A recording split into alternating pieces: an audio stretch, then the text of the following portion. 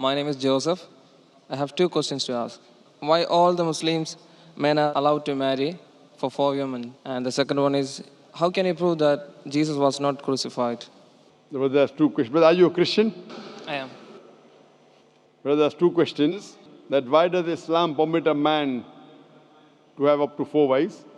Why does Islam permit a man to have more than one wife? And second question, how can you prove that Jesus Christ, peace be upon him, was not crucified? That Quran is the only religious book on the face of the earth which says marry only one. You read the Bible, you read the Ramayana, you read the Mahabharata, you read the Veda. No religious book on the face of the earth says marry only one besides the Quran. If you read Ramayana, the Hindu scriptures, the father of Sri Ram, he had more than one wife. If you read Mahabharata, Sri Krishna, how many wives he had? 4, 10, 1,000, 10,000. He had 16,108 wives. So if Sri Krishna can have 16,108 wives, so why can't Muslims have maximum up to 4? If you read the Old Testament, it says that Solomon, peace be upon him, had 700 wives. Abraham, peace be upon him, had 3 wives. So Old Testament tells you can marry as many wives as you want. Same as the New Testament says that you should follow Old Testament. So in Hinduism, in Christianity, in Judaism, you can marry as many as you want. It is later on that the church put a restriction that Christians should marry only one. It is later on Rabbi Benjamin Yehuda passed a synod and say that Jews should marry only one. Otherwise, previously, they used to marry as many as they wished. It is the Indian Penal Code in India in 1954 that put a restriction and said under the Hindu Special Marriage Act, the Hindus should marry only one. But the scriptures put no restrictions. Let's analyze what does the Quran say. Quran says in Surah Nisa chapter 4 verse number 3, marry women of your choice in 2s, 3s or 4s, but if you can't do justice, marry only one. This statement, if you can't do justice, marry only one, is only given in the Quran and no other religious scriptures. Let us analyze why does Quran give permission for the Muslim men to marry more than one woman, maximum 4. The reason is that by nature, male and female are born in equal proportion. But if you ask any pediatrician, he will tell you, the doctor of the children, that the female child is stronger than the male child in fighting germs and diseases. So you have more deaths among the male children as compared to female children. So in pediatric age itself, the females are more than the males. As life goes on, there is death due to wars, due to alcoholism, due to drug addiction, due to accident. In all these cases, more men are dying as compared to females. So today in the world, there are more females as compared to males. In few countries, like India and China, the female population is less than the male population because of female feticide and female infanticide. In India, according to a BBC report, every day more than 1,000 fetuses are being aborted after they are identified as females. If you multiply this figure by 365, you get a total of more than 1 million fetuses are being aborted every year in India after they are identified that they are females. According to the Tamil Nadu government hospital report, out of 10 females born alive, 4 are put to death. If you stop this evil practice of female feticide and female infanticide in India, even in India, the female population will become more than the male population. Even in China, if you stop this evil practice, the female population will become more than the male population.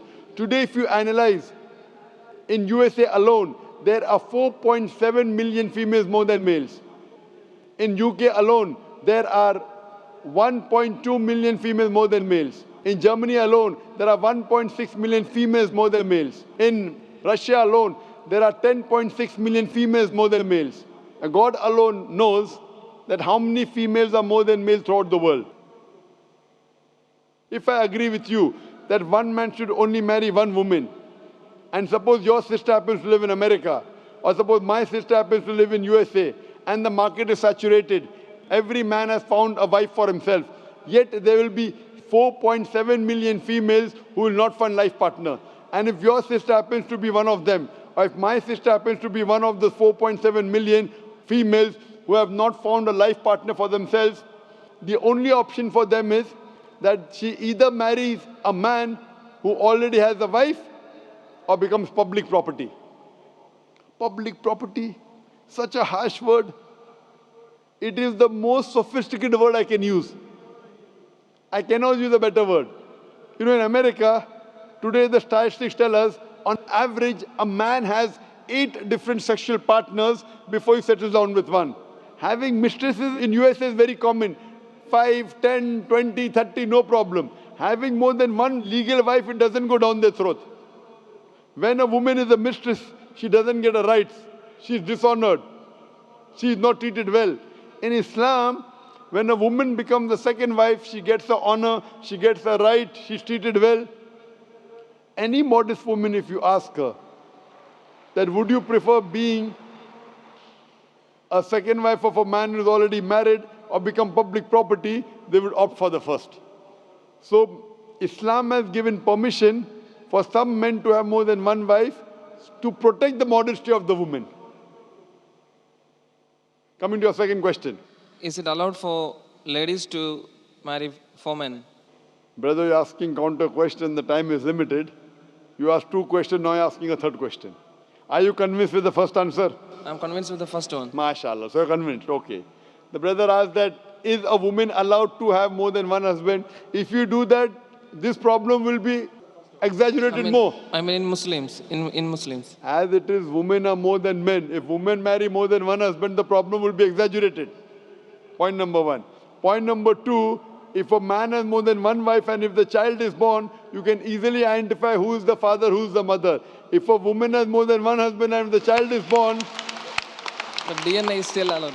Brother, let me finish the answer, na? You asked the question, was I interfering? Was I interrupting? Yes or no? No. No. So why are you interrupting? After I finish, you can ask, na? I'm a medical doctor. Are you a medical doctor? No. I'm a medical doctor. I know about DNA testing. I'll come to it.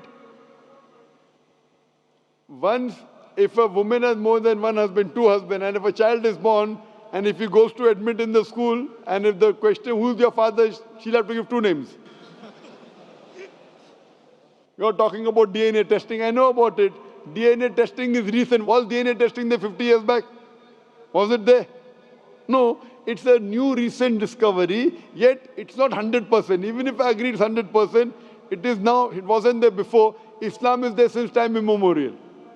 And this is not the only reason. Even if I agree tomorrow it becomes 100% perfect, this is not the only reason. Today science tells us that man is more polygamous in nature as compared to the female. Today science tells us that during menstrual cycle, the female undergoes certain psychological changes. It's not possible for her to do the role of multiple wives. But a man doesn't undergo these changes, it's possible for him to do a role of multiple husbands. Today science tells us that if a man has multiple sexual partners and all are faithful, there is no problem. But if a female has multiple sexual partners and all are faithful, there are chances of sexually transmitted diseases to emerge. And that disease will go back to the male partner. So medically, it is not acceptable that a female has multiple partners, but medically and scientifically, it's acceptable that a male can have multiple partners.